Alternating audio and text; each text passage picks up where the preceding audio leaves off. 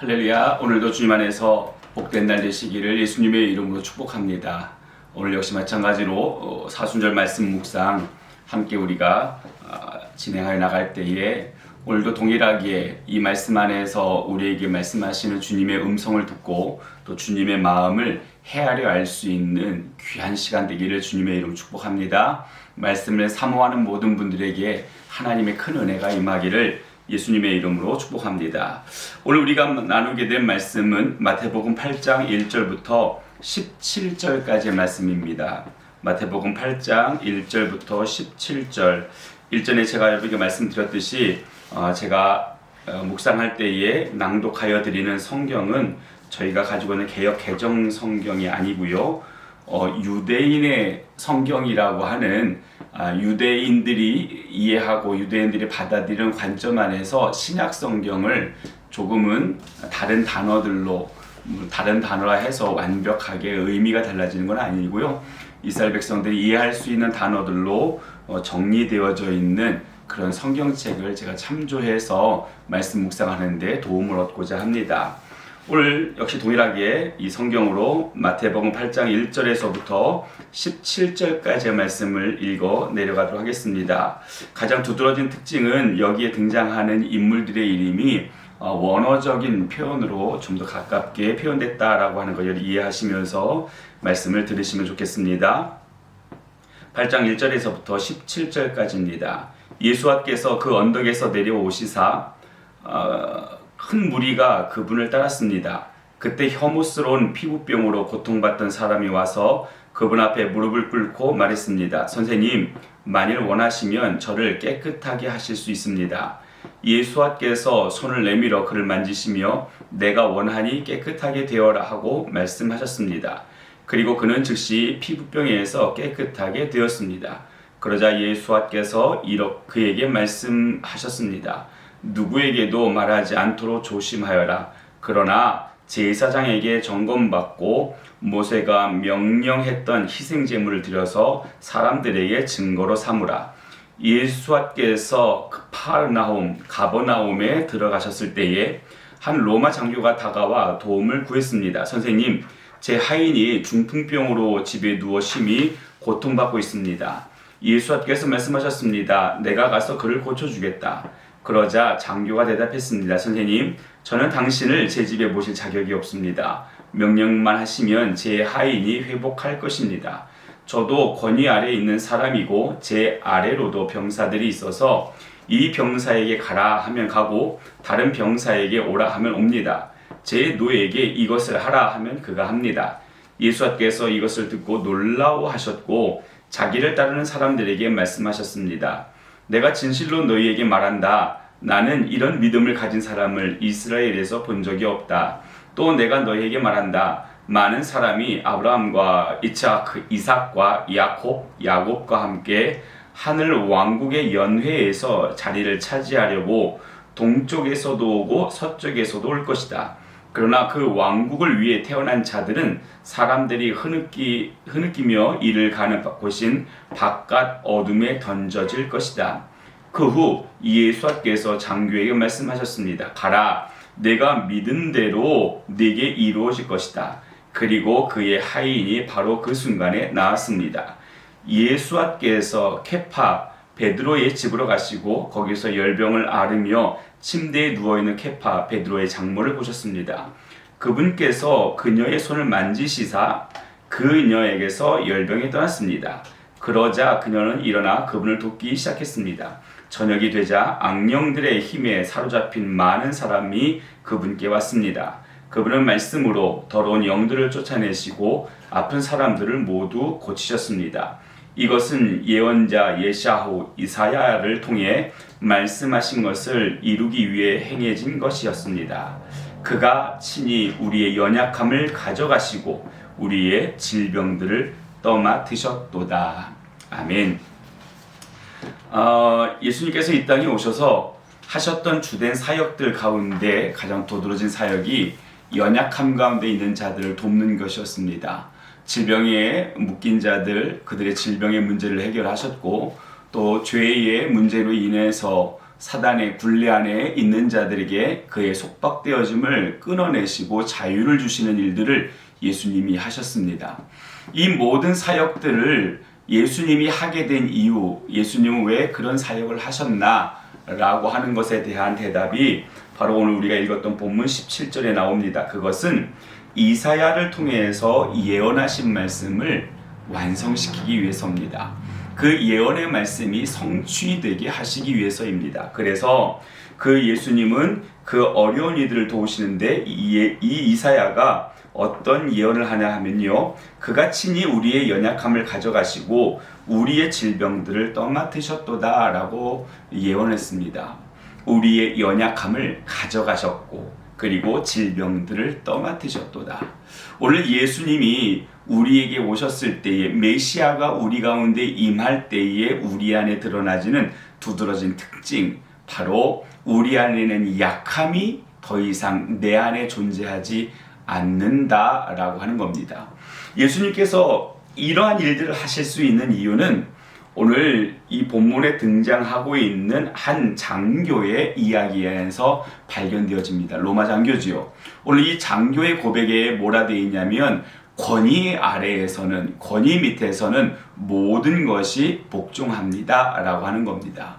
예수님이 땅에 오셔서 모든 사람의 연약함을 거두어 가실 수 있는 그 힘, 그 능력은 어디에서 나오냐? 그건 바로 예수님의 권위로부터 시작이 되어집니다. 하나님의 아들의 권위, 또 하나님 자체의 권위. 예수님은 하나님 당신이시기에 오늘 예수님 안에 다른 어떠함이 제재할 수 없는, 다른 어떤 힘이 짓누를 수 없는 가장 강력하고 유일한 주님의 권위로서 이 일들을 행하여 나가고 계시다라고 하는 거지요. 이 권위 있으신 예수님께서 이 권위 있는 예수님의 삶의 자리로 오늘 연약한 자들을 초청하십니다.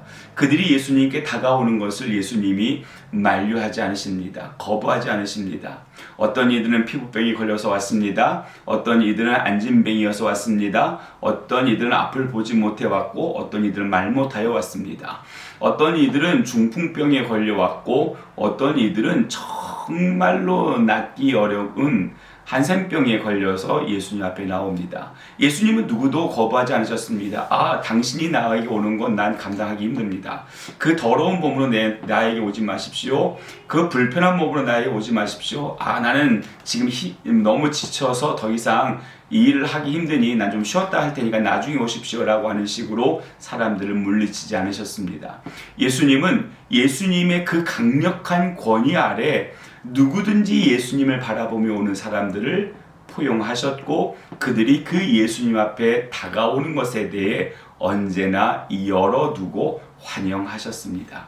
예수님의 이 모습이 오늘 우리에게는 은혜인 겁니다. 예수님의 이 삶이 오늘 우리에게는 은혜입니다. 오늘 예수님이 권위 있는 자이기에 오늘 우리가 그 권위 앞으로 나오는 것들이 제한받는다라고 한다면 여러분의 마음은 어떠시겠습니까? 옛날을 배경으로 한 영화들을 보면 왕궁에서 잔치가 벌어집니다. 큰 파티가 벌어지지요. 그런 수많은 사람들이 그 파티 현장에 이제 입장을 합니다. 근데 그 입장 안에 반드시 조건이 붙습니다. 그게 뭐냐면 초청장이 있어야 된다는 겁니다. 초청장을 가지고 와서 문 앞에 지키고 있는 문지기에게 초청장을 내어 보이고 내가 바로 그 초청받은 자이다. 내가 바로 그 초청받은 그 당신의 주인과 동등한 또는 당신의 주인이 인정한 권위 있는 자다라고 하는 것을 내어 보이고 또 그것 안에 평가되어져서 그 왕궁의 파티에 초대되어 들어갑니다. 초청장이 없는 사람은 못 들어갑니다. 근데 어떤 이들이 주로 초청장이 없던가요? 초청장이 없는 사람들은 가난한 자입니다. 병든 자입니다. 실력 없고 권력 없는 자들입니다. 그리고 그 왕의 권위 아래, 그런 파티를 주관한 자의 권위 아래 이 사람은 나랑 이제 상관없는 자, 내가 더 이상 상대하고 싶지 않은 사람들에게는 초청장이 발급이 되지 않습니다.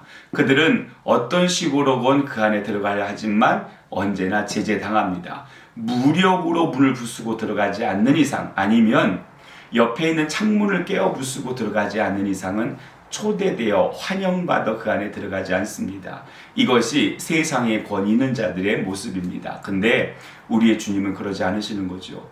우리 주님은 세상의 권위자들마저도 무릎 꿇어야 될 가장 강력한 권위, 그리고 가장 독보적인 권위, 그리고 가장 절대적인 권위를 우리 예수님은 가지고 계십니다.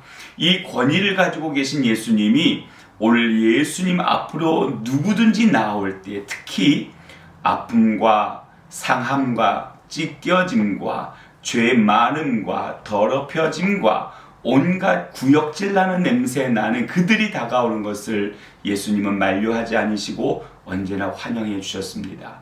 이게 바로 예수님이 우리의 왕이신 은혜입니다. 예수님이 우리의 왕이 되심으로 우리가 누리는 은혜가 바로 이 은혜입니다. 이 말씀, 이 은혜를 이사야는 이미 알고 우리 가운데 선포하는 거죠. 그가 친히 우리의 연약함을 가져가시고 우리의 질병들을 떠맡으셨도다. 우리 예수님이 바로 그런 분이기에 오늘 이 예수님 때문에 다시 힘내시고 용기 내시고 여러분 안에 있는 어떤 무거움 안에서도 짓눌리지 마시고 다시 당당하게 일어나 하나님 곁으로, 주님 곁으로 더 가까이 나아갈 수 있는 여러분 모두가 되기를 예수님의 이름으로 축복합니다. 우리 주님은 오늘 그 넓은 가슴을 여십니다. 그 넓은 가슴을 열고 환영하십니다. 오라, 나는 어떤 누구도 마다하지 않으니 약한 자, 상처 입은 자, 병든 자, 그리고 삶의 실패자, 온갖 구역질 나는 냄새로 그 몸이 휘감겨 있는 자, 누구라도 좋다, 다 와라, 나는 너를 사랑한다 말씀하시는 주님의 이 말씀에, 이 초청에 오늘 가슴 벅차게 주님과 함께 더불어 살아갈 수 있는 우리 모두가 되기를 예수님의 이름으로 축복합니다. 기도하시겠습니다. 좋으신 아버지 하나님 고맙습니다. 감사합니다. 오늘 예수님이 바로 그런 분이십니다.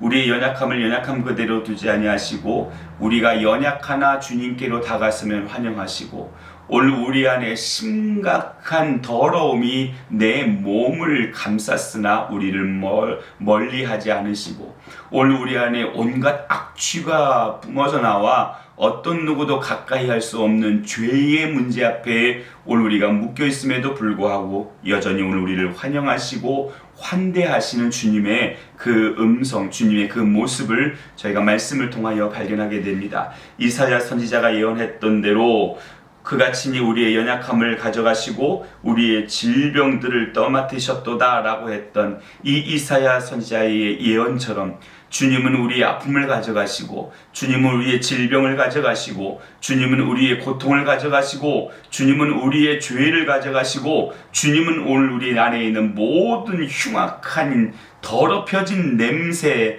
그 찢겨짐, 그 구역질 나는 우리의 어떠함도 다 가져가시고 오늘 우리를 온전히 떠맡아 회복시키시며 씻기시며 온전케 하시며 그리고 정말 하나님의 사람다운 그 모습으로 오늘 우리를 바꾸어 가시는 분이심을 믿습니다. 주님, 오늘 우리가 주님 안에서 안정감을 누리게 하여 주옵소서. 우리의 약함과 우리의 더럽혀짐과 우리의 죄 많음을 주 앞에 고백하며 주님께 한 걸음 더 나아가오니 아버지 하나님 오늘 우리를 강하게 하시고 능히 주님의 영광 위에 살아갈 수 있는 우리 모두가 되도록 은혜 베풀어 주시옵소서. 성령 하나님, 오늘 우리가 하나님 안에서 살기를 원합니다.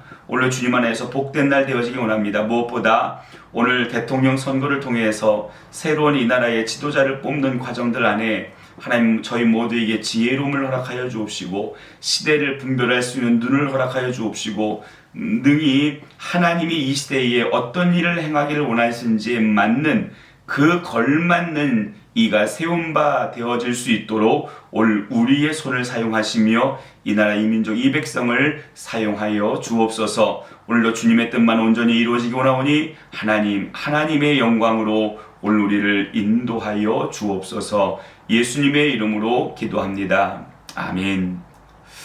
사랑하는 믿음의 성도 여러분, 오늘도 주님이 여러분과 함께 하십니다. 아니 이미 더 깊게 관여하시고 관계하시려고 예수님이 이미 마음에 작정하셨습니다. 오늘 예수님과 더불어서 귀하고 놀라운 일들 감당해 나가는 복된 날 되시기를 예수님의 이름으로 축복합니다.